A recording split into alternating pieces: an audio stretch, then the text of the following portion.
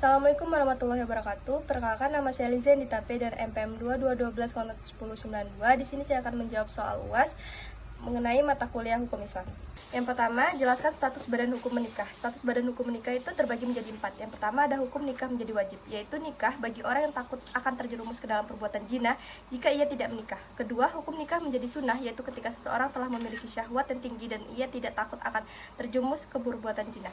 Ketiga, hukum nikah menjadi makruh, yaitu bagi orang yang tidak mampu. Dan yang keempat, hukum nikah menjadi haram, yaitu bagi seseorang muslim yang berada di daerah orang kafir yang sedang meneranginya. Yang kedua, yaitu cara-cara memperoleh hak milik menurut hukum Islam.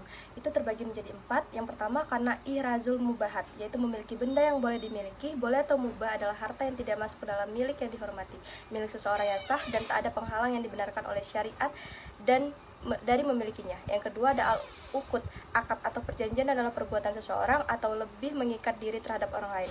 Yang ketiga ada kholafiyah atau pewarisan. Dan yang keempat itu ada atawaludu minal mapluk atau otomatis. Yang nomor 3, tujuan ekonomi dalam Islam. Itu ada 5. Yang pertama, menambah kebutuhan hidup seseorang. Kedua, menambah kebutuhan hidup keluarga. Ketiga, menambah kebutuhan hidup jangka panjang. Keempat, menambah kebutuhan hidup keluarga yang ditinggalkan. Dan yang kelima, memberi bantuan sosial dan keagamaan. Nomor 4, apa yang saya ketahui tentang hukum perikatan Islam?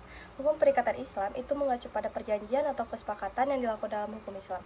Ini bisa berupa perjanjian antara individu, kelompok, atau negara yang diatur oleh prinsip-prinsip hukum Islam atau syariah. Perikatan yang dalam Islam harus memenuhi syarat-syarat yang ditetapkan dalam hukum Islam, seperti kebebasan berkontrak, kesepakatan secara sukarela, dan ketentuan yang jelas.